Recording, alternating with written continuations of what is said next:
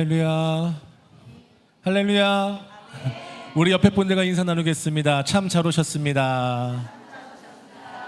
다시 한번 인사 나눌 때 우리는 예배자입니다. 우리는 예배자입니다. 예, 우리는 예배자입니다. 항상 예배하는 자, 주님 안의 기쁨을 하나님께 드리는 자, 정말 주님 안에서 기쁨을 거하고 은혜를 나누는 하나님의 귀한 예배자들로 승리하는 우리 모두가 되시길 간절히 소망합니다. 우리 시간 다 함께 사도신경 통해서 우리 믿는 신을 고백하며 주일 오후 예배 하나님께 드리도록 하겠습니다. 나는 전능하신 아버지 하나님 천지의 창조주를 믿습니다. 나는 그의 유일하신 아들 우리 주 예수 그리스도를 믿습니다.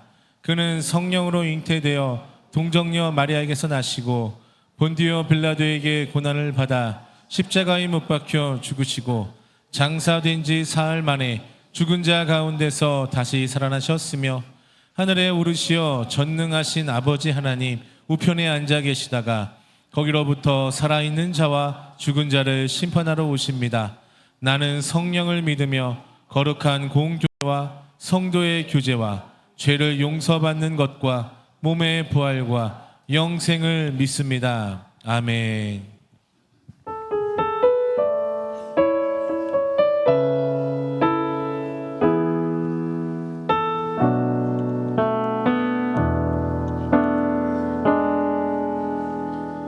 우리 함께 찬양하시나. 나의 안에 거하라. 나의 안에 거하라. 나는 내 하나님이니 모든 환난 가운데 너를 지키는 자라.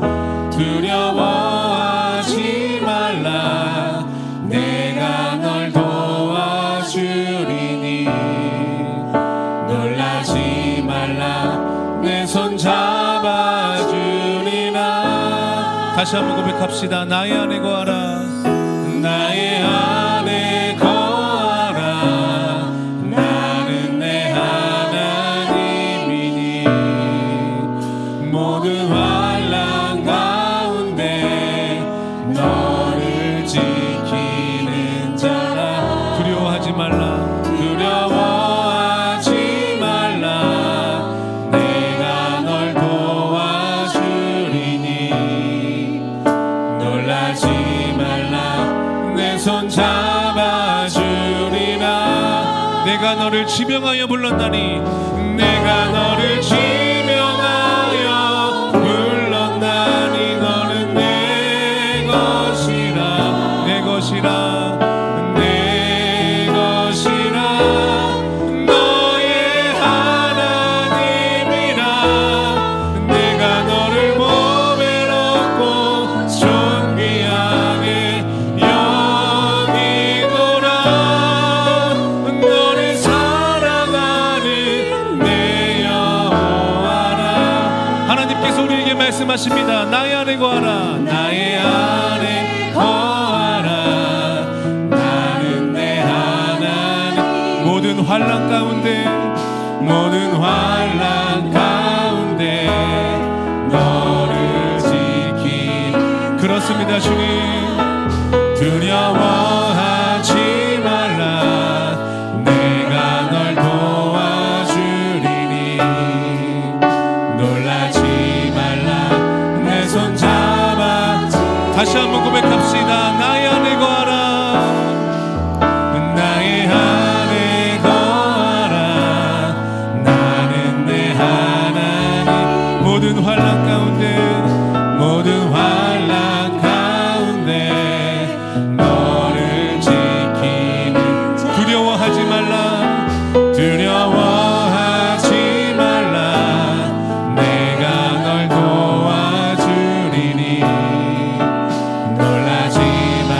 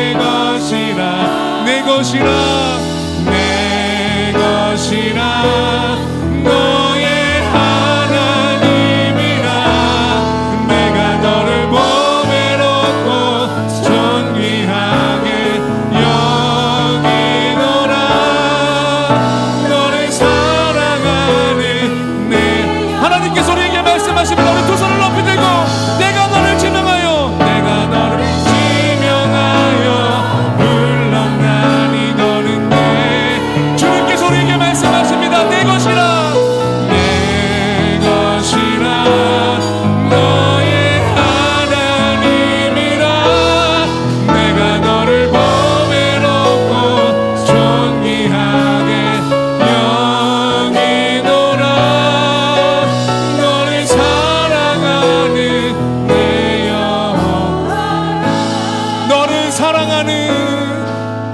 너를 사랑하는 내 여호와라. 아버지 되신 하나님께 영광의 박수 올리도록 하겠습니다. 할렐루야. 우리 지금 박수 치면서 기쁨으로 주님을 찬양하며 나아가도록 하겠습니다.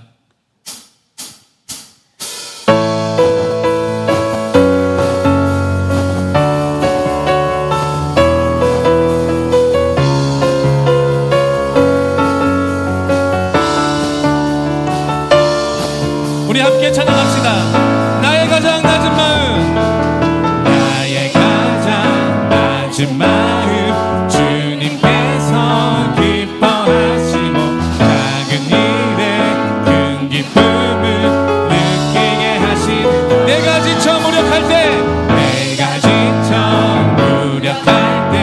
주님 내게 힘이 되시고 아름다운 하늘나라 우리 처음부터 다시 한번 고백합니다. 나의 가장 낮은 마음 나의 가장 낮은 마음 주님께서 기뻐하시고 작은 일에 큰 기쁨을 느끼게 하시고 내가 지쳐 무력할 때 내가 지쳐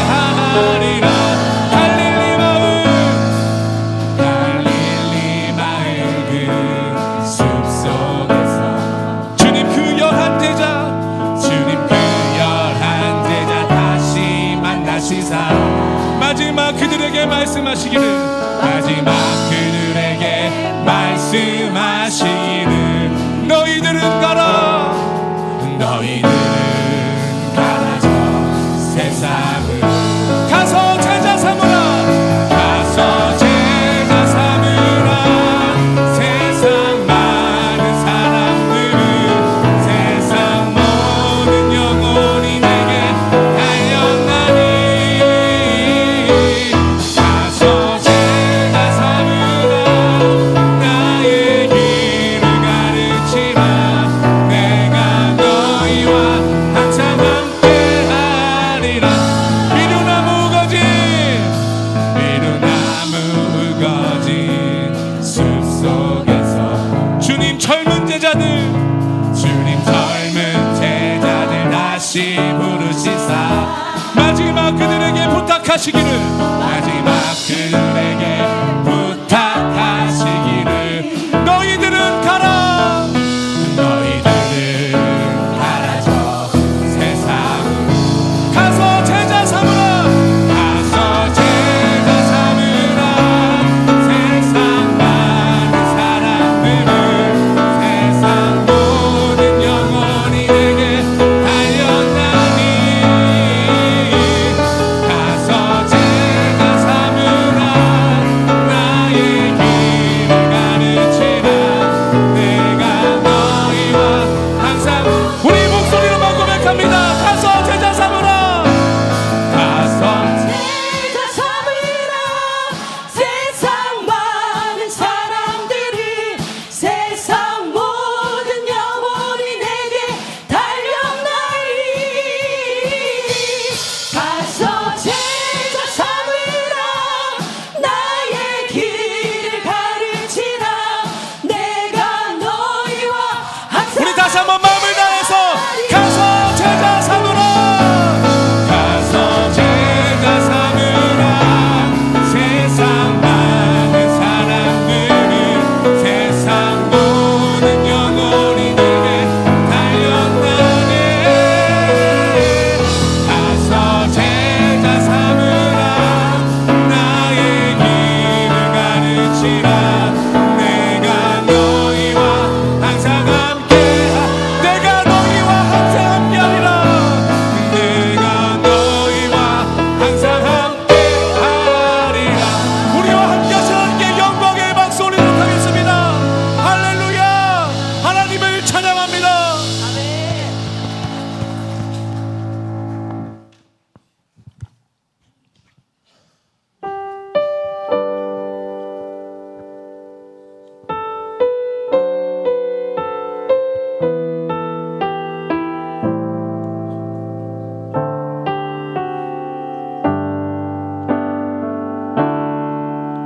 내가 주인 삼은 모든 건 내려놓고 내 주 되신 주 앞에 나가 내가 사랑했던 모든 건 내려놓고 주님만 사랑해 다시 한번 고백합시다 내가 주인 삼은 모든 건 내려놓고 내 주 되신 주 앞에 나가 내가 사랑했던 모든 건 내려놓고 주님만 사랑해 주 사랑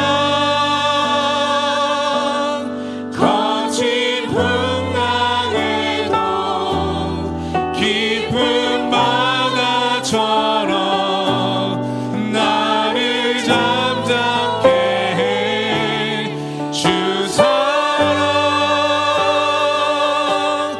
내 영혼의 반석 그 사랑 위에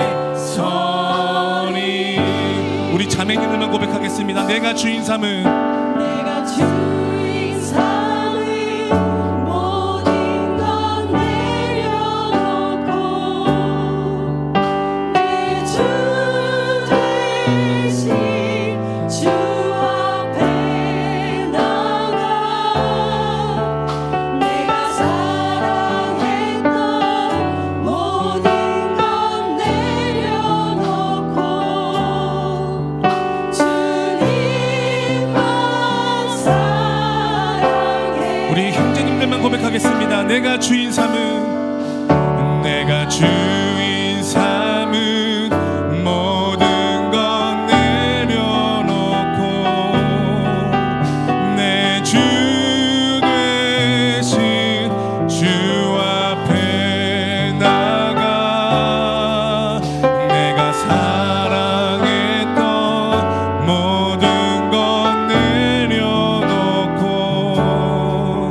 주님만 사랑해. 우리 다 함께 찬양합시다. 주 사랑 주 사랑 거친 풍랑에도 깊은 바다처럼 나를 잠잠케 해. 주 사랑 내 영혼의 반석 그 사랑 위에서 우리 두 손을 높이 들고 찬양합시다. 주 사랑 주 사랑 거친 풍랑에도 깊은 바다처럼 나를 잠잠케 해. 주 사랑 내 영혼의 반석 그 사랑 위에 서리. 주 사랑 거친 풍랑에도 깊은 바다처럼 나를 잠잠케 해. 주 사랑 내 영혼의 반석 그 사랑 위에 서리.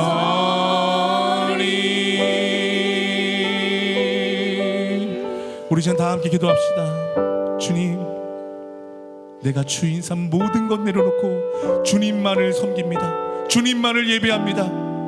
지금까지 주님 앞에 온전히 나아가지 못했던 지난날의 과거를 용서하여 주시고 온전히 주님만을 붙잡고 주님만을 사랑하며 주님만을 온전히 예배하는 참된 예배자, 주님의 자녀로 끝까지 사는 하나님의 귀한 예배자들 다 되게 하여 달라고 우리 시간의 믿음을 위해서, 이 예배를 위해서 다 함께 기도하며 나아가도록 하겠습니다. 기도하겠습니다. 오 사랑의 아버지 하나님, 감사합니다.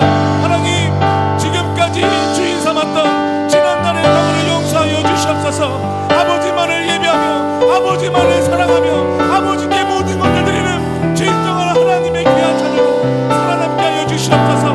아버지, 우리의 모든 것을 주님께 올려드립니다. 주여, 우리의 마음을 받아주시고 이 마음 가운데 역사하여 주시고 임재하여 주셔서 우리의 마음, 우리의 믿음, 우리의 모든 것을 받아주시옵소서. 음영하여 주시옵소서. 진정으로 이 예배 주신 하나님만을 예배하며 나아갑니다. 하나님 역사하시고 인도하여 주시옵소서.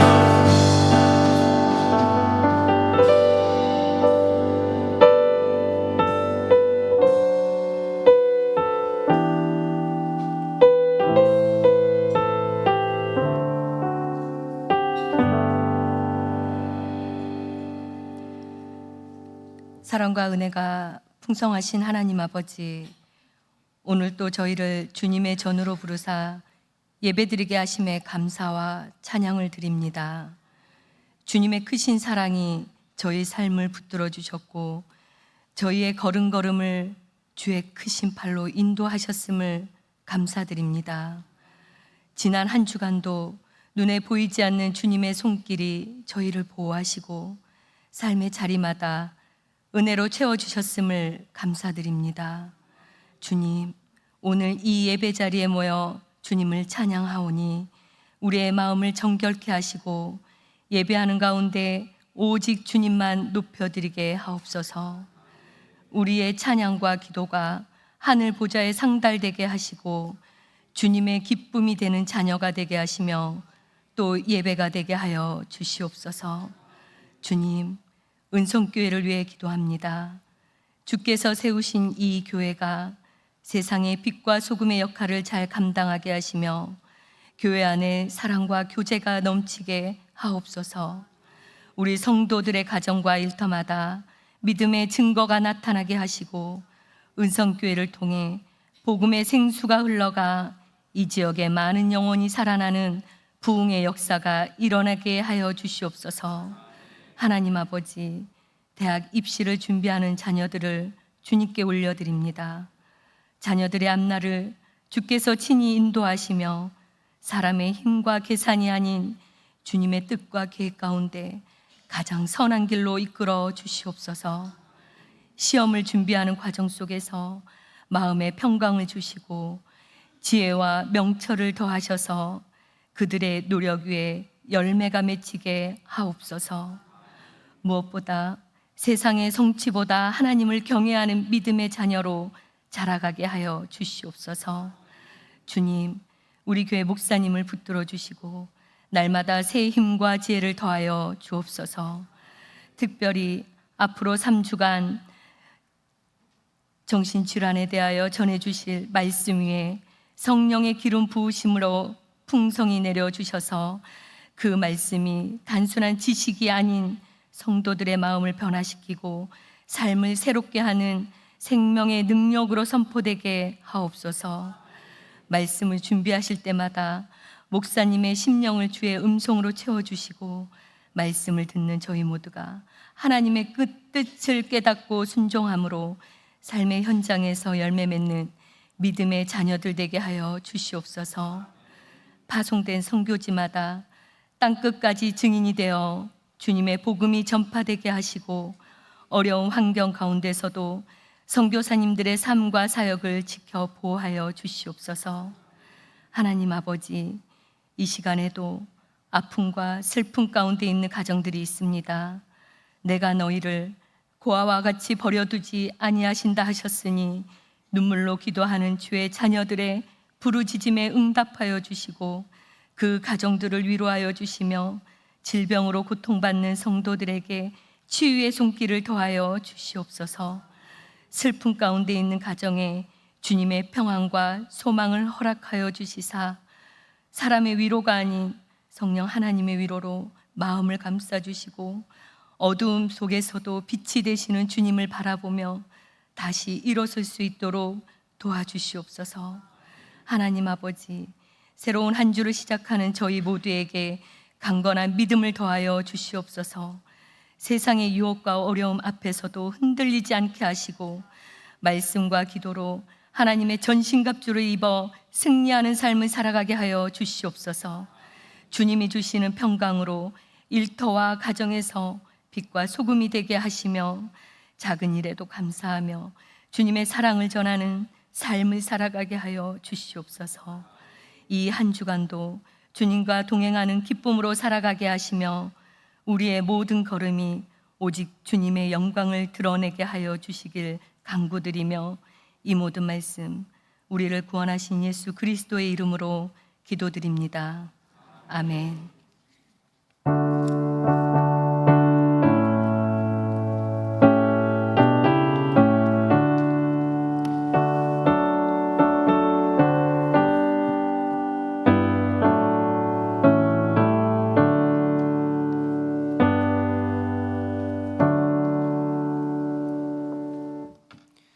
할렐루야. 찬양 예배 가운데 오신 분들을 주님의 이름으로 환영합니다. 앞뒤 좌우에 계신 분들과 함께 같이 인사하겠습니다. 하나님께서 기뻐하시는 삶을 삽시다. 인사하겠습니다. 하나님께서 기뻐하시는 삶을 삽시다. 하나님이 인정하는 사람이 됩시다. 축복하겠습니다. 하나님이 인정하는 사람이 됩시다. 말씀 보겠습니다. 신명기 구약성경 신명기입니다.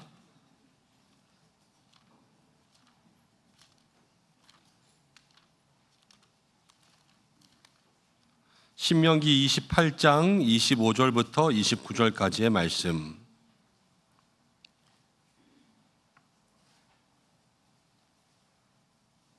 신명기 28장 25절에서 29절까지의 말씀.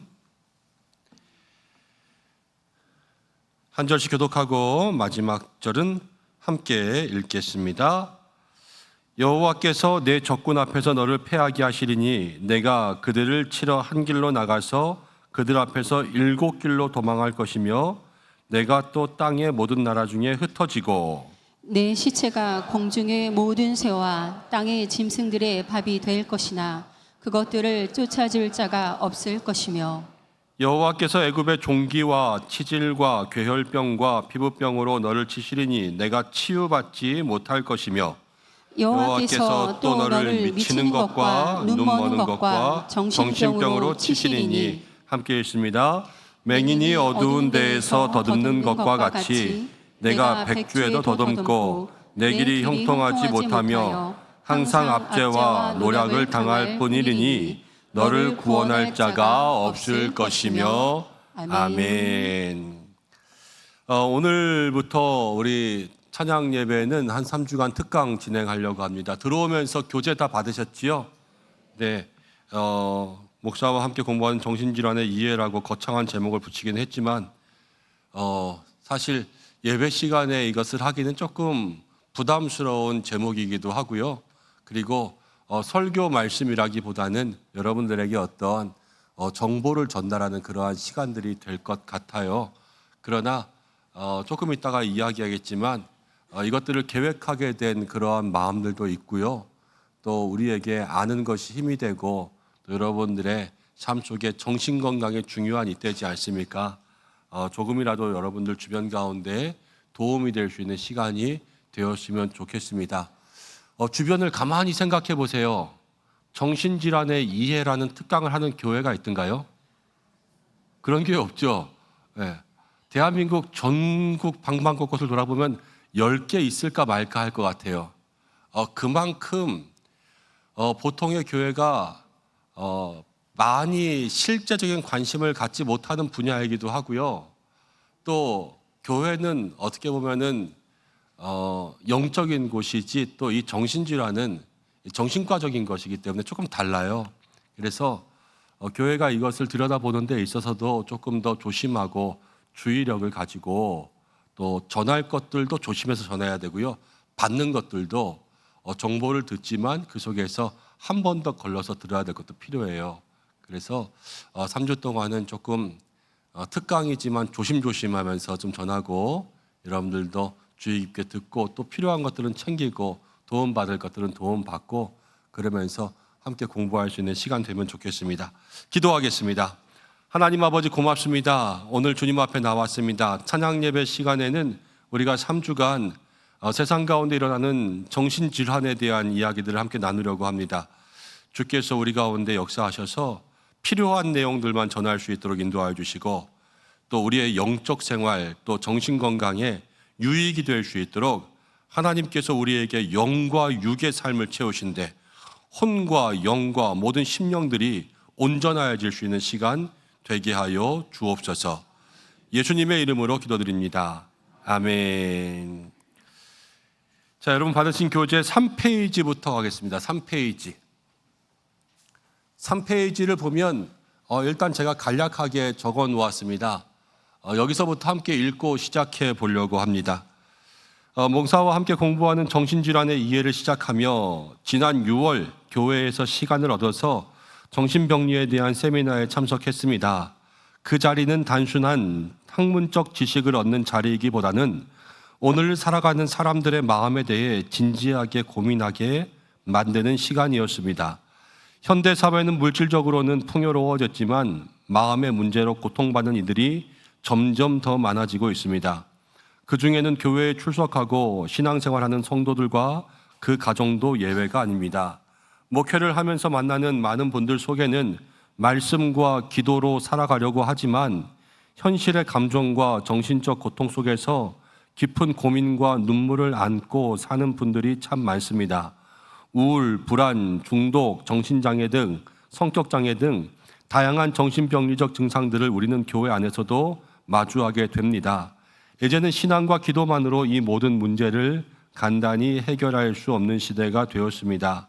이 책은 정신병리에 대해 단지 학문적으로만 접근하려는 것은 아닙니다. 저는 정신과 전문의가 아니기에 의학적 진단이나 처방을 내릴 수는 없습니다. 하지만 한 영혼을 사랑하는 목사로서 믿음의 시선으로 이러한 문제들을 바라보며 성도들이 마음의 건강을 어떻게 지켜야 할지 함께 고민하고 싶었습니다. 정신병리에 대한 이해는 곧 우리의 가족과 성도들과 이웃을 향한 사랑의 실천입니다. 이 책을 통해 우리 은성의 성도들이 신앙을 지키는 동시에 보다 넓은 이해와 공감의 눈으로 자신과 이웃을 바라보는 도움이 되기를 진심으로 바랍니다. 그리고 무엇보다 하나님께서 주시는 참된 평안이 사랑하는 우리 은성교회 성도들의 마음과 삶 가운데 충만히 임하기를 소망합니다. 좀 이걸 통해서 이 의도가 여러분들 느껴지시나요? 사실 정신병리에 대한 것들을 듣고 왔지만 제가 들었다고 해서 다 아는 것도 아니고요. 또 다 안다고 해서 여러분들에게 그걸 다 얘기해 줄 수도 없을 것 같고요.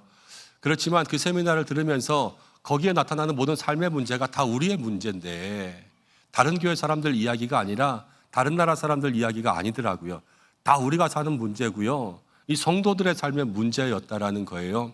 그리고 거기서 강의를 하는 때로는 교수님들도 우울증을 알았을 때가 있고 목사들 가운데서도 우울증을 알지 못한 목사는 성도의 마음의 병에 대해서 얘기할 수가 없다.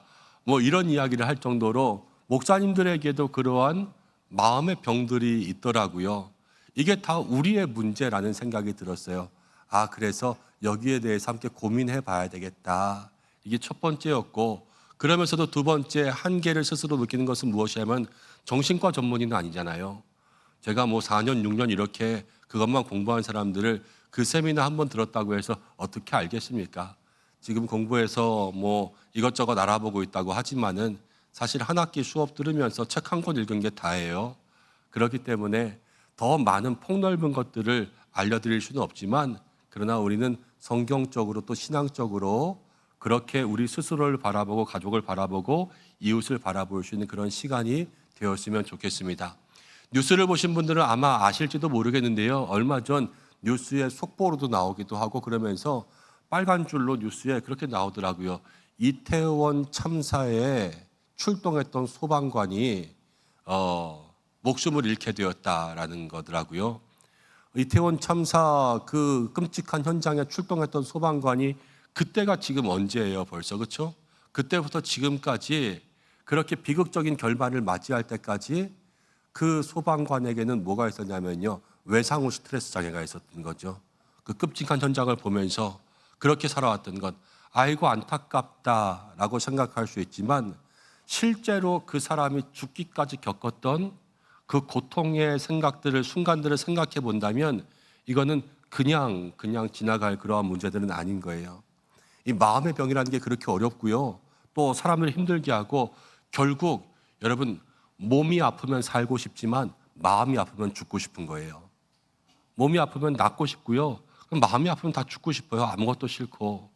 마음의 병이라는 게 결국은 사람의 육신을 끊게 만들거든요. 그렇기 때문에 성도들에게도 저 여러분들에게도 이 마음의 병은 상당히 중요합니다. 그래서 우리가 모든 것을 다 기도로 이겨낼 수 있습니다. 그렇지만 그 정신병리 중에서는 하나님 이 땅 가운데 모든 것을 만드셨기 때문에 하나님 만드신 그러한 의학과 약으로도 도움을 받을 수 있는 것들이 있고요. 또 옛날에는 이런 정신병리에 대한 것들이 발달하기 전에는요, 정신이 이상하면 모든 게 다 귀신 들린 줄 알았어요.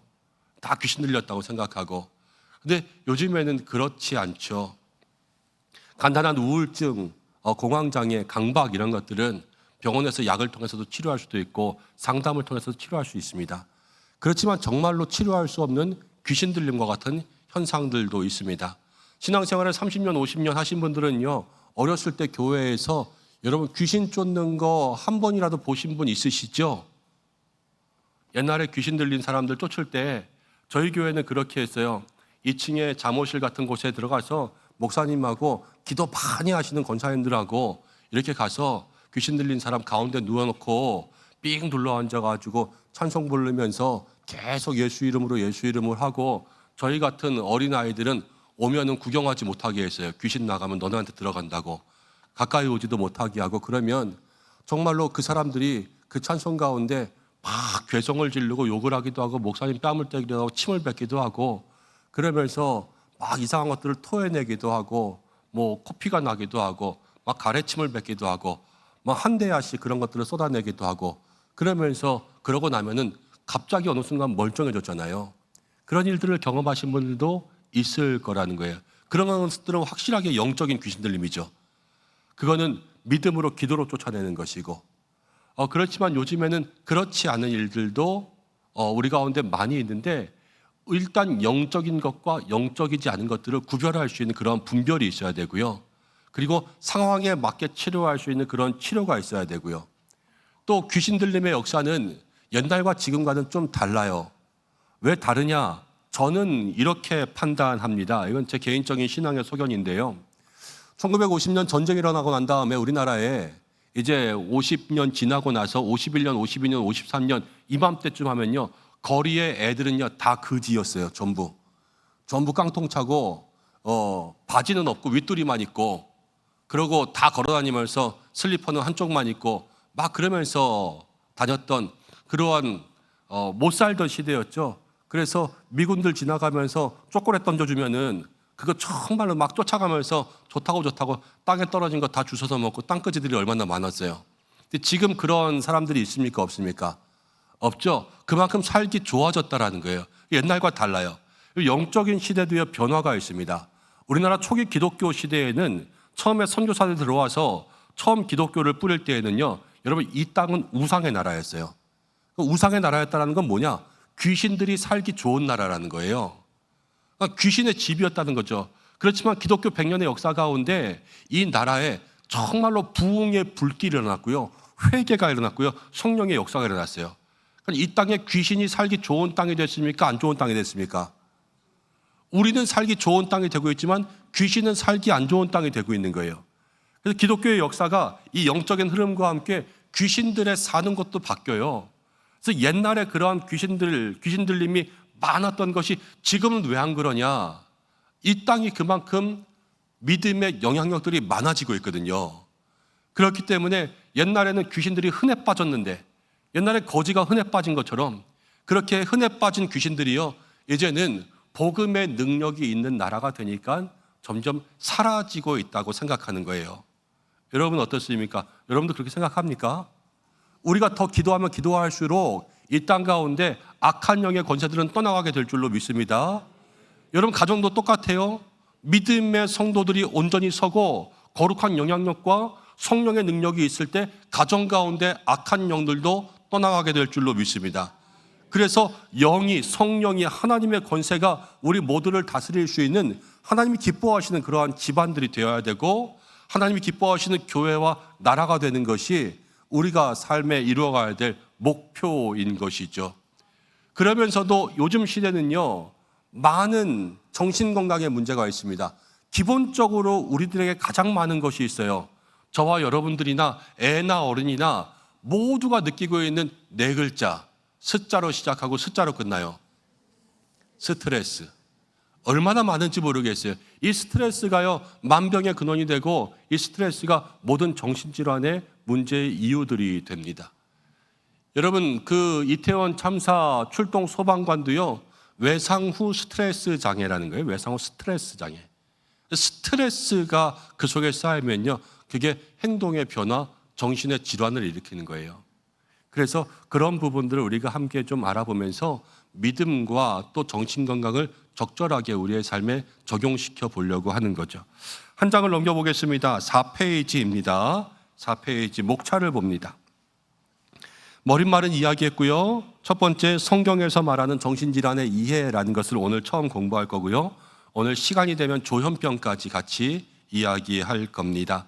그래서 이 두 가지까지 이야기하고, 오늘은 3시 15분에 마치는 걸로 하겠습니다.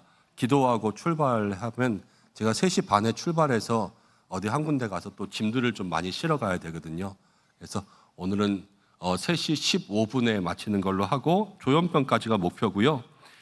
다음 주에는요, 양극성 장애, 우울 장애, 공황 장애, 비자살성 자해, 자살까지 해볼 수 있도록 하겠습니다.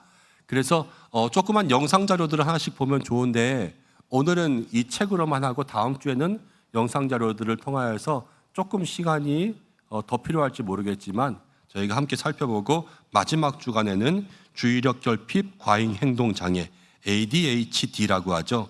이거는 어린이에도 걸릴 수 있고 성인에도 걸릴 수가 있어요. 이것과 그러면 이렇게 다 공부했는데 이런 정신질환자들을 돌볼 때에 우리 교회가 어떻게 해야 될까? 이런 목회적 돌봄을 끝으로 이야기하겠습니다. 자, 5페이지 갑니다. 성경에서 말하는 정신질환의 이해, 신명기 28장 28절에 대한 바른 해석부터 시작합니다. 그럼 어느 게 귀신 들림이고 어느 게 정신질환이냐? 그러면은 정신이 조금 이상해지는 것은 다 귀신이 찾아오는 거냐? 이런 문제에 대해서 여러분 1번에 성경은 아주 명시적으로 말하고 있지는 않다라는 겁니다. 어느 게 뭐고 어느 게 뭐냐? 이 성경만 가지고는 현대 과학의 질문을 이야기할 수는 없는 거예요. 그렇지만 이렇게 나옵니다. 신명기 28장 28절에는 말씀이 여호와께서 또 너를 미치는 것과 눈 머는 것과 정신병으로 치시리니, 성경에 미치는 것이 나옵니다. 이 미치는 것은 성경의 NIV 버전에 따르면은 정신이 혼란해져서 정상적인 의식 활동이 불가능한 상태를 이야기합니다. 이게 성도에게도 찾아올 수 있는 저주라는 거예요. 그럼 미치는 것은 성도에게 있어서 벌이냐? 이 성경 말씀대로 하면은 하나님께서 내리시는 저주라고도 생각할 수가 있죠. 그러면 정신질환은 다 하나님의 저주냐? 다시 신명기 28장 25절부터 29절까지의 말씀을 우리가 함께 읽었었는데 중간에 27절부터를 보면 이렇게 나옵니다. 여호와께서 애굽의 종기와 치질과 괴혈병과 피부병으로 너를 치시리니 내가 치유받지 못할 것이며, 여호와께서 또 너를 미치는 것과 눈 머는 것과 정신병으로 치신다 그랬습니다. 그럼 미치는 것도 하나님께서 치시는 거라 그랬습니다. 이거 하나님이 치는 거예요. 그럼 우리가 때로는 정신이 이상해질 수가 있고 좀 정신질환, 때로는 미쳤다 하는 것들이 찾아올 때가 있습니다. 이건 하나님의 저주라고 할 수 있죠. 근데 그 앞에 뭐라고 나오냐면요, 여러분 애굽의 종기와 치질과 괴혈병과 피부병도 똑같이 너를 치신다라는 거예요. 그럼 미치는 것과 여러분 치질과 또 괴혈병과 종기와 피부병과 이것들은 다 똑같은 거라는 거죠. 근데 피부병 걸리면요, 하나님이 치신다고 여러분 얘기합니까? 아니죠. 저도 지난주에 피부과 갔다 왔어요. 좀 손에 막 이상한 것들이 생겨가지고 그랬더니 그냥 약 주고 약 바르라 그러더라고요. 이틀 있다 나았어요. 자, 하나님이 치셨습니다. 하나님이 치셨는데 약 바르면 낫겠어요? 하나님이 치신 건 약 바르면 안 나요. 하나님이 치시는 건 뭐 해야지 나을까요? 기도해야지 낫죠. 회개해야지 낫죠. 그렇죠? 그거는 약으로 낫는 거 아니라는 거예요. 이 미치는 것도요, 하나님이 치셨을 때에는 기도로밖에 나을 수가 없어요.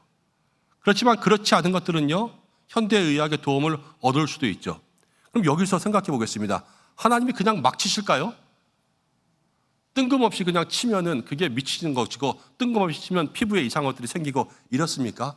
그렇지 않죠. 모든 말씀은요, 앞뒤가 있습니다. 저는 문맥이 있어요. 신명기 28장의 말씀은요, 하나님께 순종하여 받는 복과 불순종하여 받는 저주를 기록하고 있습니다. 하나님의 말씀을 듣지 않은 거예요. 하나님께서 이스라엘 백성들에게 명령하신 것들을 듣지 않으니까 거기서 일어나는 저주의 한 방편으로 일상생활을 제대로 할 수 없는 정신적인 혼란이 찾아오는 것이지요. 여러분, 우리가 어떠한 정신적인 질환들이 생기거나 아니면 영적인 문제가 생겼을 때 그리스도인들에게 중요한 것은요, 앞뒤 전후를 잘 살펴볼 수 있는 영적 관찰이 있어야 돼요. 이게 어디로부터 왔는가, 이게 이유가 뭘까라는 거에 대한 정확한 영적인 분석들이 있지 않으면 그냥 목사님 이거 귀신 들린 거 아니에요? 그냥 봐서는 모르는 거예요. 분명 뒤에 보면 조금 더 판단할 수 있는 기준들이 있기는 하지만 그러나 그 앞뒤와 그 신앙의 상태와 지금까지 걸어온 길과 하나님과의 관계 속에서 이루어지는 모든 것들을 종합적으로 판단하지 않으면 모른다라는 거죠.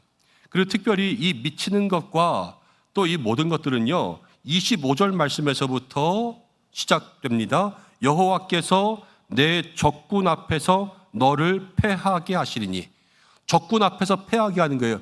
이스라엘 백성들이 불순종하니까 가나안 땅을 향해서 나아갈 때 전쟁에 진군하면서 정복전쟁 하잖아요. 정복전쟁에서 다 패배를 하는 거예요. 패배한 다음에 그들에게 미치는 것이 있고요, 괴혈병이 있고요, 피부병이 있고요, 종기가 나는 거예요. 눈머는 것이 있는 거예요. 이게 뭐냐면 이 전쟁의 스트레스의 잔해예요. 전쟁의 스트레스의 잔해. 옛날에 그 영화 보신 분들은 장동건 나왔고요, 원빈 나왔고 그런 영화로 기억하는데 태극기 휘날리며라는 영화가 있었어요. 거기에 그 장동건이라는 형은 엄청나게 잘 싸우는 그런 용감한 군인이었는데 동생은요 전쟁에 나갔다가 무서워서 뻘뻘뻘 떨면서 어떻게 싸우지도 못하고 그냥 여기서 총소리 들리면 어버버버 그리고 저기서 펑 그러면 어버버버 그리고 실컷 울고 도망치는 그런 겁쟁이였거든요. 근데 그런 모든 것들이요 다 정상적인 활동을 못하게 되는 정신적인 공포와 두려움이 되는 거죠. 그런 게 다 우리의 모든 정신건강에 스트레스가 된다는 거예요. 자, 욥도 한번 생각해 보겠습니다. 욥은요 맨 처음에 사단이 그를 공격했습니다. 그래서 피부에 질환이 생겼어요. 온 피부에 질환이 생겼어요. 그리고 난 다음에 사단이 더 욥을 치니까요 재산도 잃고 자식도 잃으면서 모든 것들을 다 잃었습니다. 욥을 가만히 생각해 보면 한날 한시에 자기는 병 걸렸어요. 모든 재산 잃었어요. 모든 자식은 다 죽었어요.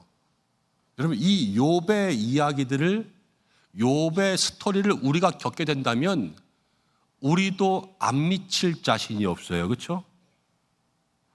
그런데 욥의 친구들은 뭐라고 이야기했냐면 욥이 죄를 지어서 저주를 받았다라고 이야기하는 거예요.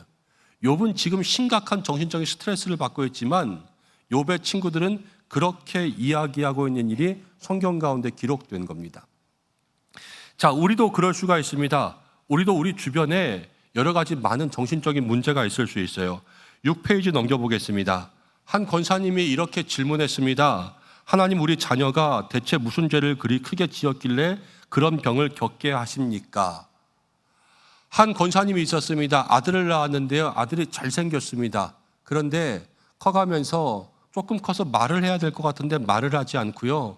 또 눈을 쳐다보는 눈동자가 이상하고 눈빛이 이상하고 표현과 반응들이 이상하면서 병원에 가서 보니까 자폐라는 진단을 받았습니다.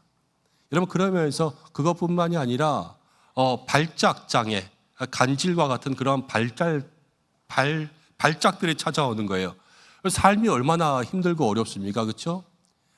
1분 1초를 어떻게 편하게 쉴 수가 없는 거예요. 그리고 애가 커가면 커갈수록 더 힘들어져요. 정신적인 온전한 생각을 하지 못하는 상태에서 등치는 커지고요. 힘은 세지고요. 아까 아들이라 그랬잖아요. 이제는 엄마 상태가 되었어요. 이거 어떻게 살겠어요? 그러니까는 도대체 우리가 살면서 무슨 죄를 지었길래 우리 집을 이렇게 하십니까? 라고 하는 거죠. 여러분 모든 그러한 질환들은요. 이유는 여러 가지가 있을 수 있습니다. 물론 죄 때문에 그럴 수도 있겠지요. 그렇지만 유전적인 영향이 있을 수가 있고 사고일 수도 있습니다. 멀쩡하게 뱃속에 10달을 크다가 태어나면서 탯줄이 목에 감길 수도 있고요. 잠깐에 정말로 한 1, 2분간의 산소 공급이 안 된 것이 평생 아이의 뇌 건강을 좌지우지할 수가 있어요.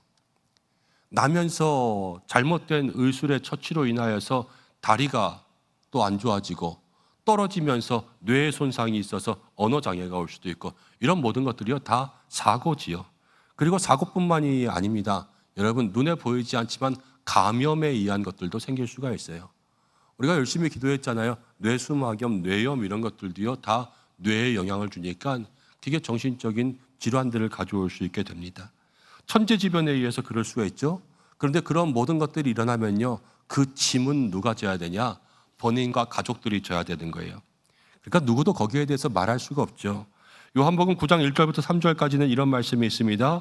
예수께서 길을 가실 때에 날 때부터 맹인된 사람을 보신지라 제자들이 물어 이르되 라삐여 이 사람이 맹인으로 난 것이 누구의 죄로 인함입니까? 자기입니까? 부모님입니까? 그러니까 당시에 예수님의 제자들은요, 맹인된 사람이 누가 죄가 있다고 봤어요. 자기의 죄 때문에 그러냐, 부모의 죄 때문에 그러냐. 그러니까 예수님이 그러셨습니다. 아니다, 이 사람은 자기 죄도 아니고 부모 죄도 아니라 3절에 하나님께서 하시는 일을 나타내고자 함이니라. 여러분, 성도가 주의해서 말해야 될 것이 있습니다. 모든 정신질환과 같은 질병의 원인을 너 저주받아서 그래, 아니면 이 죄 때문에 그래, 이렇게 단정적으로 이야기하지 말아야 된다라는 겁니다. 요양원 같은 데 가서도 여러분 그럴 때가 있죠. 부모님들이 연세가 많이 드셔서 치매가 찾아올 때가 있어요. 치매가 찾아와서 자식이 모셔야 되지만 여건이 안 되잖아요. 그래서 그래도 안다고 해서 십자가가 붙어 있는 그런 요양원들을 찾아갑니다. 샬롬 요양원, 분이엘 요양원, 이런 데들 다 기독교적인 이름이 있으니까 믿는 사람인가 보다 그러면서 평강요양원 이런 데를 모시는 거죠. 근데 그러다 보면 거기서 또 원하지 않은 이야기를 들을 수가 있어요. 이거는 이렇게 요양원을 모실 게 아니라 기도로 끊어야 된다는 거예요. 기도로 끊어야 된다는 이야기를 들으면 뭔가 부모님의 치매가 귀신 들린 것 같은 그러한 느낌을 받을 때도 있어요.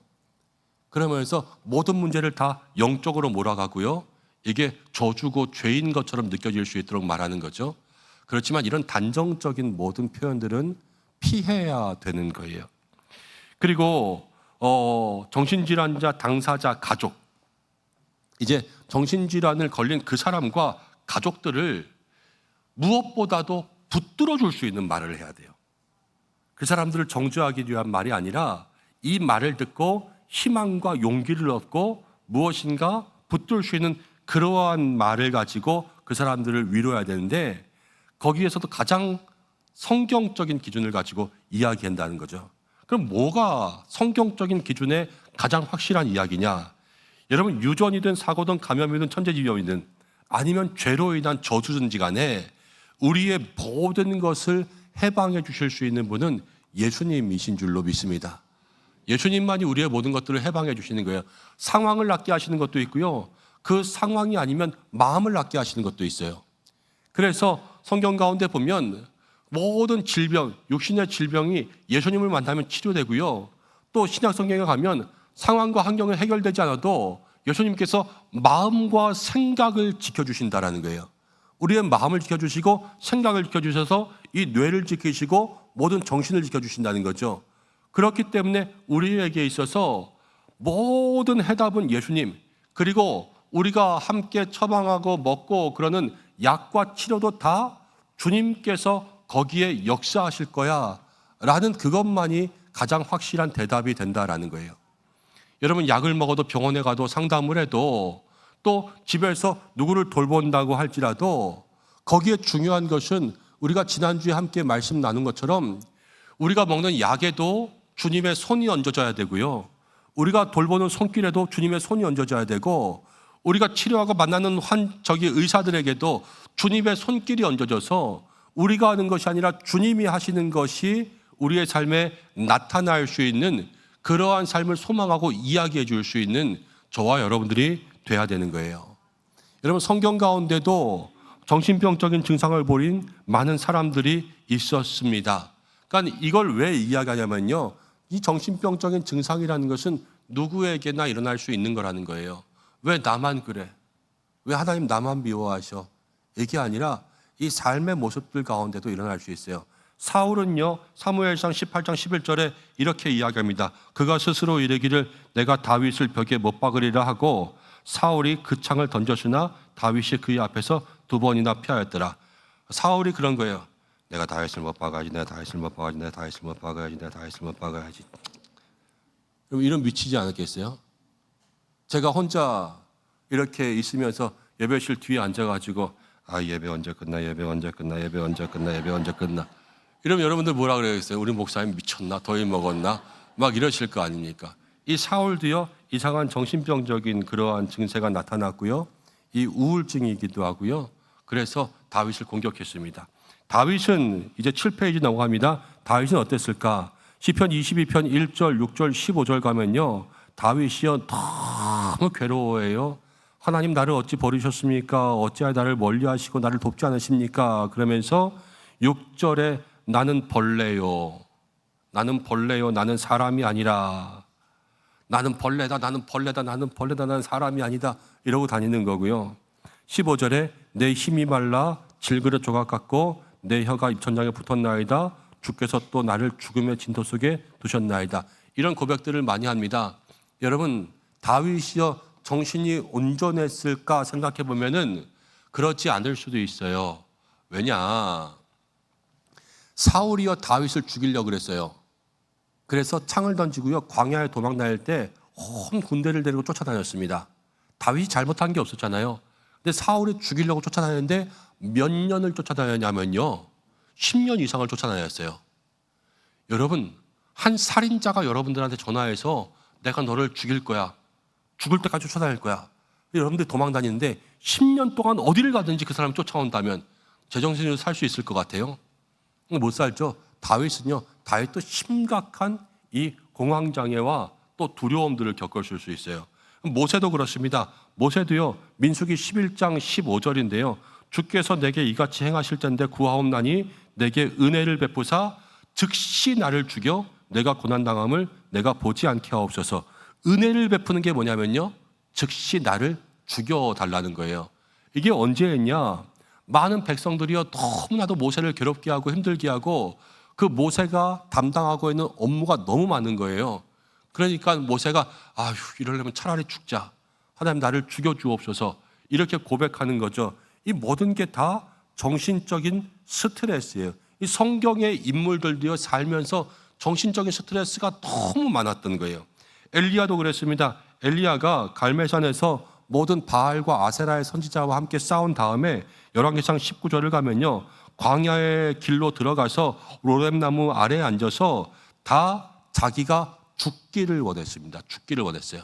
이제 다음 주에는 우울증도 함께 공부할 텐데, 여러분, 우울증이 뭐 마음의 감기다 이렇게 이야기하지만 그게 감기가 무서운 게 뭐냐면요, 우울증의 마지막이 자살로 이어질 때가 많아요. 죽는 거예요. 잠깐 눈 돌리고 있으면요, 이 우울하다, 죽고 싶다, 죽고 싶다, 죽고 싶다 그랬어요. 그게 죽는 게 되는 거예요. 성경 가운데 나오는 모든 인물도요 지금 다 죽고 싶다, 죽고 싶다, 죽고 싶다 그러잖아요. 이 죽고 싶다는 건요, 마음에 우울함이 있는 거예요. 아까 제가 제일 처음에 그랬잖아요. 마음이 아프면 죽고 싶다고, 몸이 아프면 살고 싶다고. 이 마음의 병이 가지고 오는 그러한 모든 현상인 거예요. 예수님도 그렇습니다. 마가복음 14장 33절에 예수님도 34절을 보면 말씀하시되 내 마음이 심히 고민하여 죽게 되었으니, 히브리서 4장 15절에는요, 예수님은 우리의 연약함을 동정하지 못하실 리가 아니라 우리와 모든 일에 똑같이 시험을 받으신 이로되, 예수님도 마음에 그런 우울함이 찾아옵니다. 그럼 우리와 똑같이 느끼실 수 있다는 거죠. 예수님이 우울증이다라고 이야기하는 것은 어떤 의미에서는 신성모독일 수가 있어요.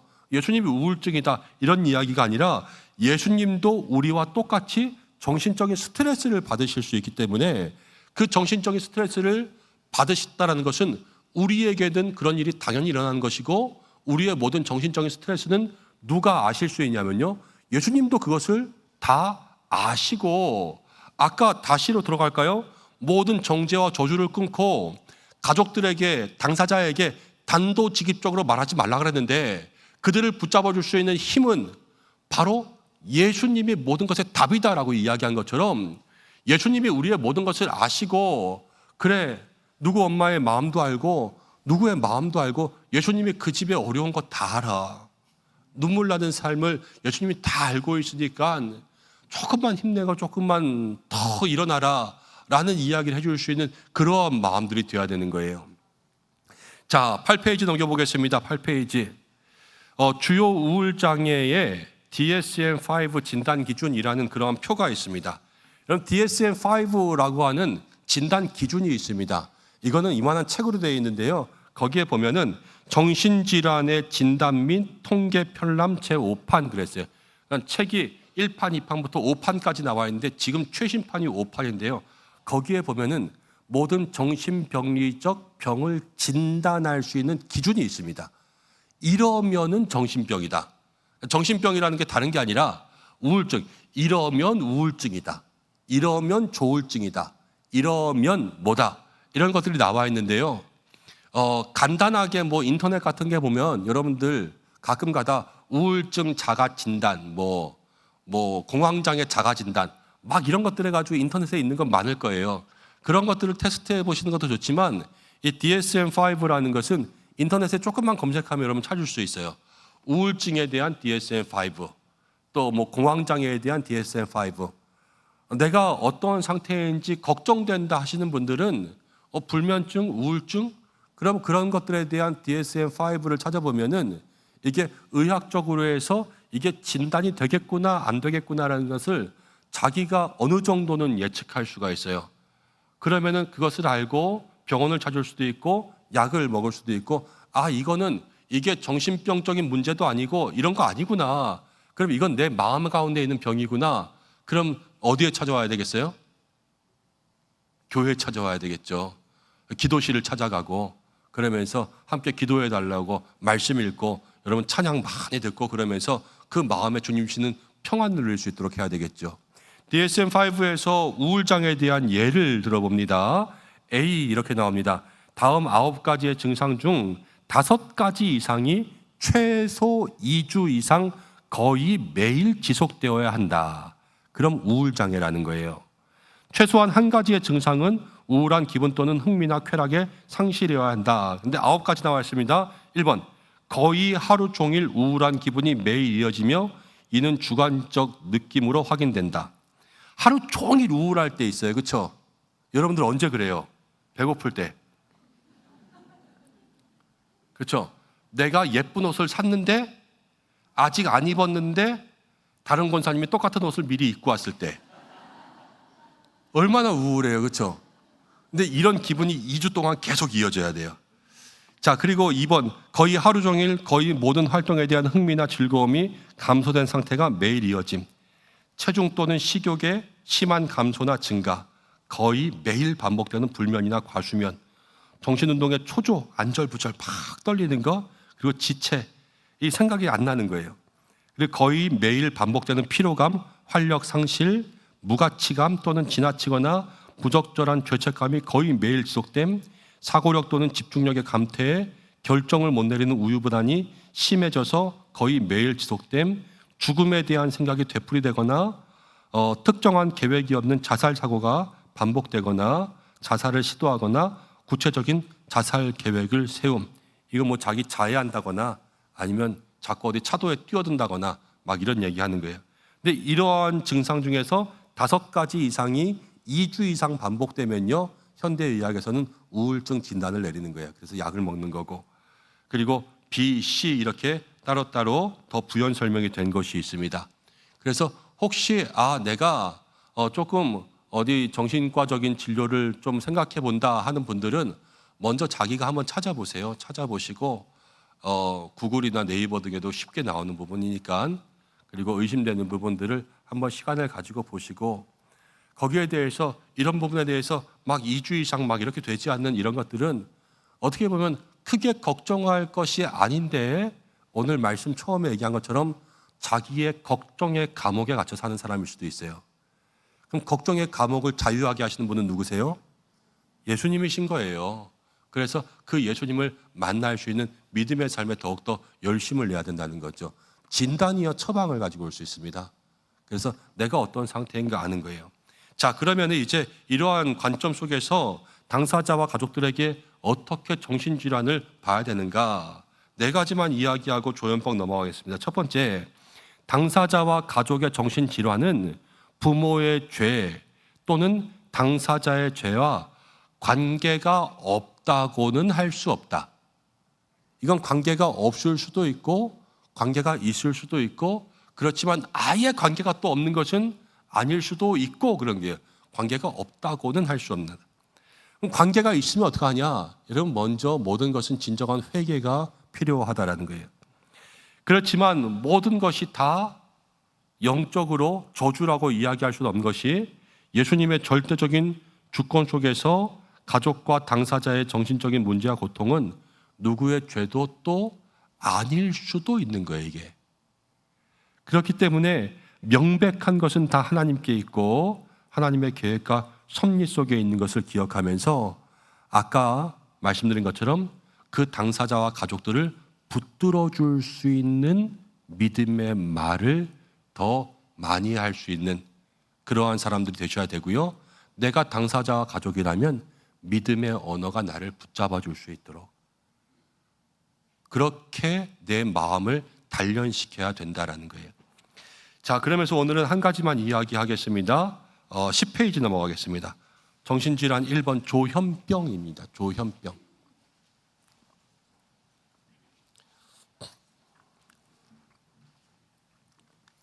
조현병을 얘기하기 전에 먼저 유명한 정신과 의사 중에서 스탠리 하우어스가 있습니다. 스탠리 하우어스라는 사람인데요.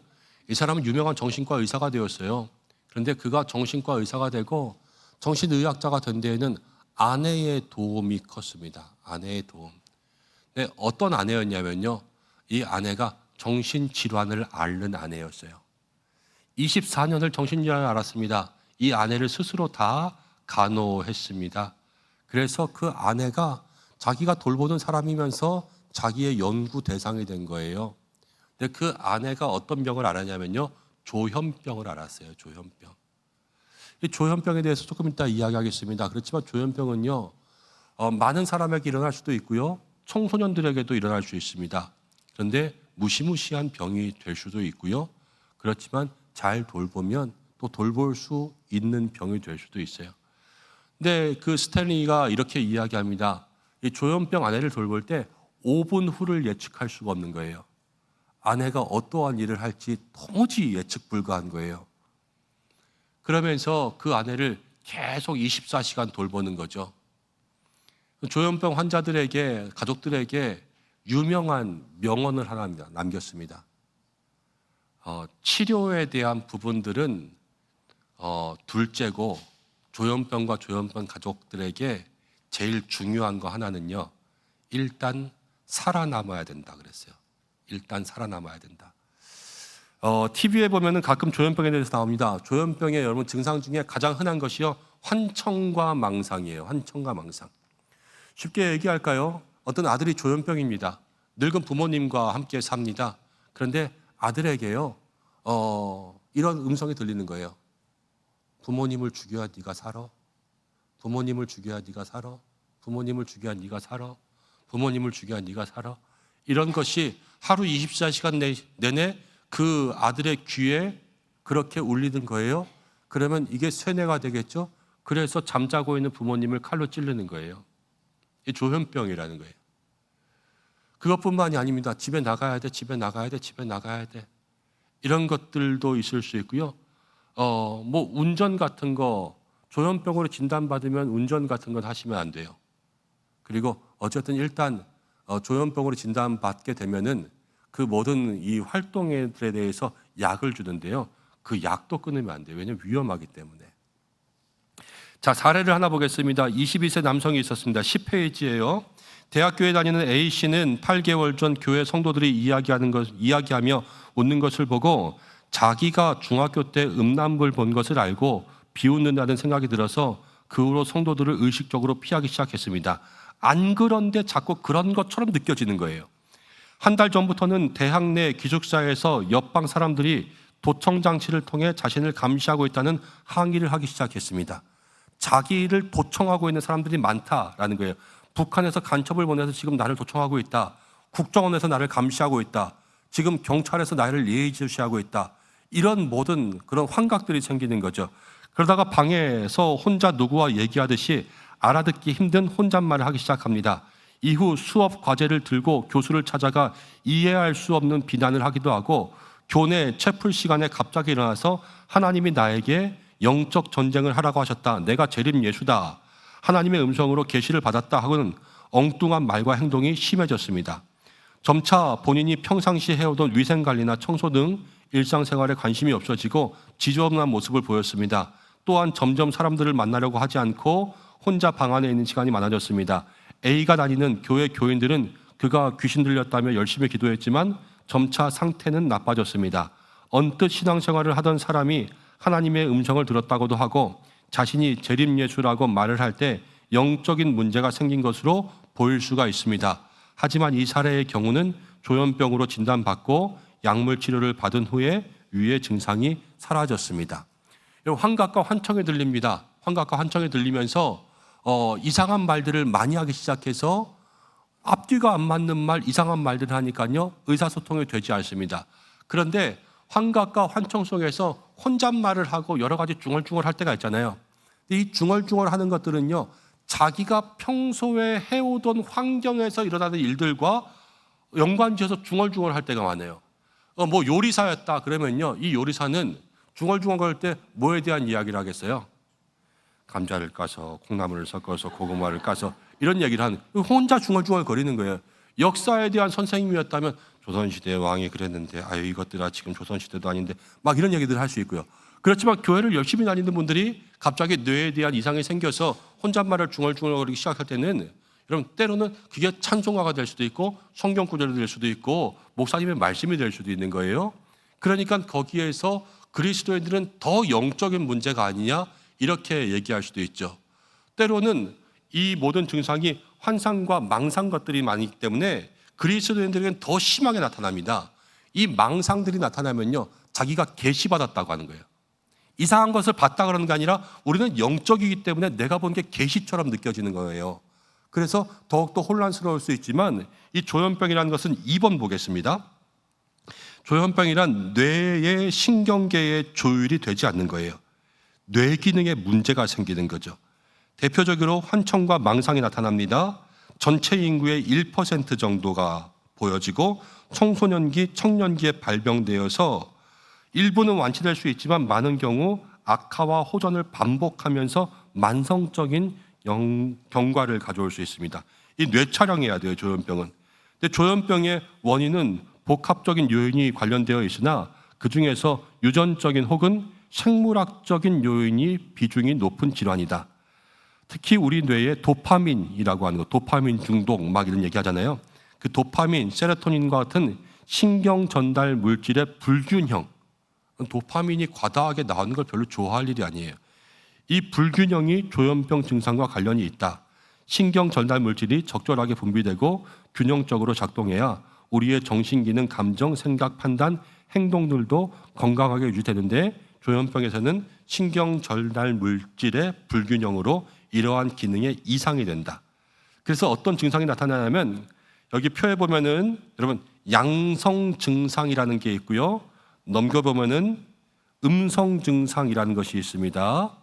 근데 양성 증상이라는 것은 정상적인 사람한테 증상이 나타나는 거예요. 그런데 왼쪽에 첫 번째가 뭐냐면은 망상이죠, 망상. 그러면서 오른쪽 내용으로 가면은 망상에서 네 번째 줄 가면은 무슨 망상이 있어요? 피해 망상. 그 다음 밑에 가면은 관계 망상. 더 내려오면은 과대 망상. 내려오면은 종교 망상. 또 조정 망상. 그래서 누군가 나를 괴롭힌다고 생각하는 피해, 또 내 주변의 모든 일이 다 나 때문에 일어난다 생각하는 그러한 관계 망상, 또 내가 너무 위대하다고 믿는 그런 과대 망상, 또 자기가 생각한 속한 종교적인 문제에 대해서 이런 종교적인 문제에 여러 가지 너무 폭발적이거나 너무 비약적이거나 이런 것들을 생각하는 망상, 그리고 조정 망상, 누가 나를 다 조종하고 있어 이렇게 하는, 다 이거는 음모론 막 이런 것들 얘기하는 그런 망상들이 있을 수 있어요. 그리고 환각, 이제 다른 사람은 못 느끼는 건데 환각을 느끼는 거예요. 근데 그 중에서 제일 심각한 게 환청이에요. 들리는 거. 이건 못 듣는데 혼자 듣고 혼자 얘기하는 거예요. 막 길에 지나가면서 혼자 막 얘기하는 거였어요. 막 이러면서 얘기하고 막 다니면서 저저저저 막 이러면 그 다 혼자 들리니까 얘기하는 거예요. 자기는 들리니까. 그 영화 가운데 보면요, 영화 좋아하시는 분 보셨을지 모르겠는데 뷰티풀 마인드라고 하는 영화가 있어요. 뷰티풀 마인드. 거기에 보면 그 주인공이 엄청난 수학자인데 암호를 해석하는 그런 사람이거든요. 근데 그 사람 옆에는 계속 누가 있어요. 근데 그 누가 있는데 자기만 보여. 이게 환청과 이 망상이 보이는 거죠. 이런 게 보인다는 거예요. 조현병 환자는 우리는 못 보이지만, 그러니까 그 환자들은 계속 말하는 거예요. 걔가 나한테 말을 거니까 나도 말을 걸고, 안 할 수 없으니까. 그러니까 뭐랑 헷갈려요? 귀신 같은 게 보이는 것처럼 헷갈리는 거죠. 많은 사람들이 혼란을 겪습니다. 와야 된 언어, 뒷면으로 넘어갑니다. 와야 된 언어. 이제 이야기 도중에 횡설수설 하는 거죠. 그리고 와야 된 행동, 앞뒤가 다 안 맞는 그런 행동들을 하는 거예요. 음성 증상이라는 것은요, 무엇인가 점점 없어지고 사라지는 것. 막 달리기를 잘하다가 점점 느려진다거나, 내가 몸이 아프면 못 걸을 수 있잖아요. 이것처럼 하다가 못하는 거를 음성 증상이라 그래요. 그런데 표현이 점점 부족해집니다. 느린 감정 반응, 느린 동작, 경직된 자세, 표정 변화가 줄어든다. 이 감정의 반응이 되지 않는 거죠. 또 사회적 철수, 이제 고립되는 거예요. 다른 사람들로부터 고립되는 거, 의욕이 떨어지는 거, 그리고 빈곤한 언어, 느린 말, 애매모호한 말, 그리고 질문에 대한 대답을 거의 하지 않는 이런 것들이 이제 점점 나타나는 증상입니다. 그러면서 좀 이상하다? 그러면요, 그 앞에 나온 사례도요, 처음에 모든 사람들은 잘 몰랐지만 나중에 누가 알아본 거예요. 저거 조현병인 것 같다? 그래서 진단을 하고 약을 먹으니까 거기서부터 완화가 시작되는 거죠. 그래서 같이 공부하려고 하는 거예요. 조금이라도 더 우리가 판단할 수 있는 근거가 있으면 좋겠다 싶어서. 자, 4번 보겠습니다. 시간이 조금 지났지만 그냥 이어서 하는 게 좋을 것 같아요. 그리스도인의 관점에서 본 조현병. 이상 행동은 다 영적인가? 망상과 환청의 경우는 본인이 갖고 있는 문화적 배경과 관련된 말을 하는 경우가 비교적 흔하다. 교회 다닌 사람은요, 망상을 겪어도 교회에 관련된 망상을 겪는다는 거예요. 혼잣말을 해도 교회 얘기를 하고, 누가 그랬어? 너 누가 그랬어? 목사님이 그랬어, 목사님이 그랬어, 목사님이 그랬어. 뭐 이렇게 얘기하는 거죠. 안 그랬는데 목사님이 그랬다고 하고, 막, 왜냐하면 교회를 다니면 목사님과 가까웠으니까. 그런 것들이 그냥 습관적으로 나오는 거예요. 같은 형상을 보더라도 자신이 아는 것만으로 이해하려는 경향이 있다. 그러면 어떻게 이런 것들을 다 분별할 수 있냐? 그럼 몇 가지 적어 놓았는데요.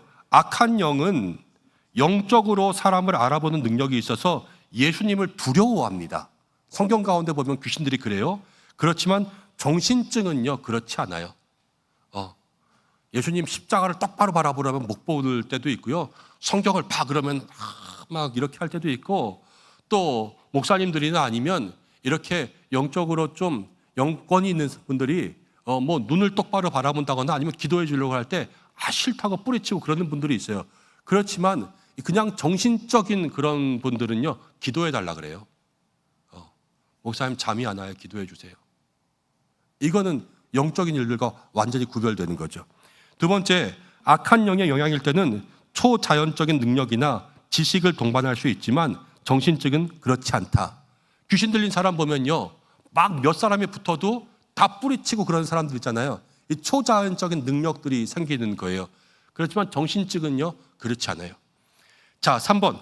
악한 영의 영향력인 경우에는 용서하지 못한 주제를 다루며 죄를 회개하고 상처를 치유하고 내적 맹세나 묶임이나 세대를 통하여 내려오는 악한 영향을 제거함으로 귀신의 거처를 제거했을 때 내어 쫓기지만 정신증은 그렇지 않은 것들이 많다. 이 죄의 문제, 상처의 문제, 이런 것들 때문에 생기지만 여러분, 이런 조현병 같은 것은 꼭 상처로만 생기는 것이 아니라 뇌신경의 문제잖아요. 그렇죠? 이거는 누가 뭘 했다고 해서 생기는 게 아니라 이게 누구의 잘못도 아니에요. 그냥 뇌신경의 전달 물질들의 이 균형이 안 맞아서 생기는 거예요. 그거를 이렇게 판단할 수 없다는 거죠. 그리고 4번, 악한 영의 영향력을 받는 사람의 경우는 정신과 약물로 인해서 귀신의 영향력이 줄어들지 않다. 약 먹인다고 해서 귀신 들린 사람이 줄어들지 않는다라는 거예요. 그렇지만 정신증에는 효과가 있다라는 거죠. 악한 영의 경우 5번입니다. 다른 인격체가 존재하여서 때로는 그 증상과 대화가 가능하냐? 가능하다. 예수님이 너는 누구냐 그랬을 때 귀신 들린 사람이 나는 군대 귀신이다 그러잖아요. 자기의 이름이 아니라 다른 인격체가 있는 거죠. 그렇지만 정신증은 그렇지 않다라는 거예요. 다중인격의 경우는 그럴 수도 있지만 그건 전문가가 봐야지 아는 것이고, 그렇지만 정신증은 자기의 인격을 가지고 있는 경우가 많다. 정신증과 또 이런 귀신 들림의 회복 속도도 차이가 납니다. 반드시 100%는 아니지만 옛날 귀신 들린 거 쫓는 것을 보면요, 귀신 들린 거 쫓으면요, 기도원 같은 데서 사람이 귀신이 나가면요 바로 일어나서요 막 하나님 찬양하면서 내가 언제 그랬냐 그러면서 그렇게 바로 고쳐지는 것을 볼 수가 있어요. 이거는 귀신이 나가면서 온전해지는 거죠. 그렇지만 정신증 같은 경우는 점점 점진적으로 나아질 수밖에 없습니다. 한 번에 좋아지지 않는다라는 거예요. 그리고 7번에 보면은 정신적으로 병이 만성이 되면, 만성이라는 것은 계속 달고 간다는 거죠. 만성이 되면 일상의 대부분의 시간 동안 비논리적이고 조리가 없으며 비현실적이며 말도 안 되는 생각을 하고 마치 치매와 같이 점차 인지 기능에도 손상이 생기게 된다. 이 정신증은 만성이 되면 계속 그 상태가 이어질 수밖에 없다는 거예요. 우울증도 이렇게 있다 보면은 계속 그 우울증 증상이 이렇게 심해지는 거죠. 손대지 않으면 심해지는 거예요. 그렇지만 정신증 같은 경우에는 갑자기 변하는 거예요. 잘 있다 갑자기 막 이렇게 되고, 잘 있다 갑자기 이렇게 되고. 그래서 그러한 부분들을 좀 생각해 보면 그리스도인의 관점에서 이게 정신증이냐 귀신 들림이냐 이런 것들을 판단해 볼 수 있는 어떠한 근거가 된다라는 거죠. 그럼 우리는 지금 정신증에 대해서 이야기합니다. 영적 귀신 들림에 대해서는 예수님 이외에 기도 위에 찬송 위에는 답이 없고요. 그럴 때는 교회에서 우리가 함께 대적 기도하면서 귀신을 쫓아낼 수 있어야 돼요. 그렇지만 그런 부분 이외에 우리가 지금 정신증에 대해서 조금 아닌 거니까 치료의 부분만 잠깐 이야기하면, 여러분 정신의학적으로 볼 때 13페이지 마지막입니다. 조현병의 경우에는 약물 치료가 가장 중요하다. 꾸준한 약물 치료가 중요하고 개인적인 판단에 의해서 약물을 중단하지 않도록 해야 된다. 그러면서 14페이지로 넘어갑니다. 약물 치료, 입원 치료, 인지 행동 치료라는 게 있습니다. 이건 상담하는 거예요, 상담. 재활 치료, 가족 치료, 생물학적 치료 이렇게 있습니다. 이런 모든 치료들이 지금 그래도 많이 나와 있으니까요. 빨리 알고 가족들이 대처하고, 그리고 조현병이나 아니면 다른 우울이나 이런 부분에 있어서 공황장애도 마찬가지, 공황장애. 어떻게 대처하는지를 점점 배워나가면요. 조금씩 거기에서 대처가 가능해져요. 공황장애도 처음에는 어디에서 막 발작이 오면 막 뛰쳐나가지 않으면 죽을 것 같은데, 이제 그것들을 경험하면서 의사의 말을 생각해보고 어떻게 하는지를 알고 옆에 있는 사람이 빨리 봐가지고 눈동자가 이상하다, 손이 이상하다 그러면은 막 이렇게 얘기해주면서 숨 쉬어 그러면요 거기에서 위급한 상황들을 피할 수 있거든요. 이게 발견과 알아챔이 중요하다라는 거예요. 14페이지 마지막 부분 봅니다. 영적인 영향으로 분별할 때에는 목회자와 깊이 있게 살펴보고 교회 혹은 신유, 치유 사역자들과 함께 대적기도, 귀신 쫓는 기도 등 예수의 이름으로 악한 영이 떠나갈 수 있도록 기도한다. 귀신 들림의 경우에는요, 대적기도가 필요하고요, 치유 사역자들이 필요하고요, 교회에서 영적인 능력이 있는 사람들이 필요해요. 그래서 적절한 조치, 그거는 백날 병원 가도요 12의 혈루증 걸린 여인처럼 돈 낭비하고 힘 낭비하는 거예요. 그거는 빨리 예수님을 찾아야 되는 거예요. 사랑하는 여러분, 이제 말씀을 좀 마칩니다. 오늘 우리가 성경적으로 정신질환을 어떻게 볼 건가 그랬어요.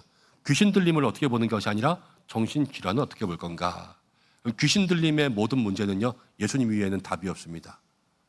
여러분들 주변에 조금이라도 누가 이상하다, 아니면 귀신 들린 것 같다 그러면 교회로 알려주시고 교회에 와서 기도할 수 있도록 저한테도 알려주세요.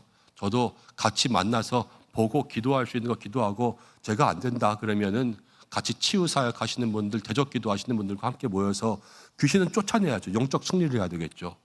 그렇지만 또 정신증적인 우리의 스트레스와 신경적인 것들에 대한 것들은 거기에 맞는 적절한 치료를 하나님이 또 발견하게 하셨어요. 그래서 그런 것들을 우리가 알고 대처하면 영과 혼과 육이 다 강건해질 수 있는 겁니다.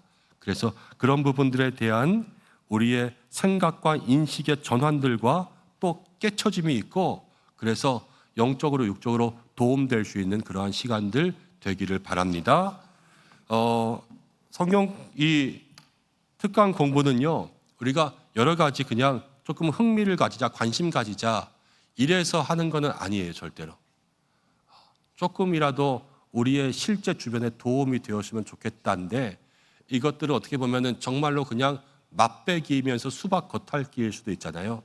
이것을 통해서 주변 가운데 조금 더 관심 가지시는 분들이 있다면, 눈이 가는 분들이 있다면 조금 더 알아보게 하고, 아니면 교회와 병원에 상담을 받을 수 있도록 그렇게 여러분들이 좀 권해줄 수 있는 길이 열렸으면 좋겠고요. 그래서 누구든지 너무 오래 방치되고 그냥 정확히 알면 될 것을 이렇게 저렇게 치부되지 않을 수 있도록 그렇게 하면 도움이 될 것 같고요. 또 한 가지는 이렇게 공부하면서 우리는 그래도 괜찮은데요, 아이들 조현병도 청소년기에도 찾아온대요. 아이들에게도.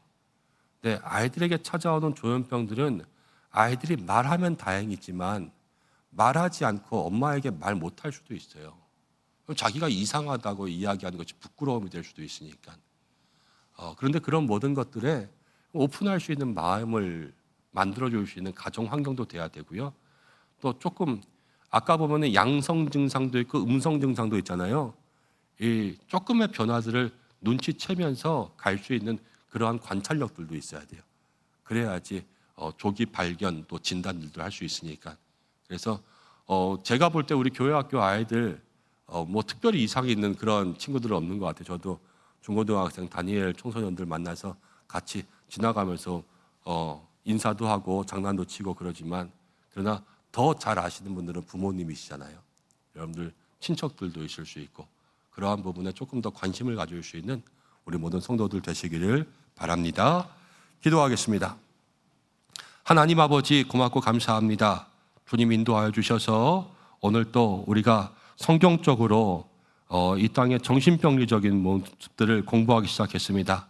하나님, 우리가 분별을 가지고 이것저것 영적인 일들과 정신증적인 일들을 알아볼 수 있도록 인도하여 주시고, 하나님 우리에게 모든 필요한 적절한 조치를 주셨는데 그것들을 잘 알고 또 진단 처방하게 하시고, 무엇보다도 우리의 마음 가운데 변하지 않는 것은 오직 예수님만이 우리의 능력인 줄로 믿습니다.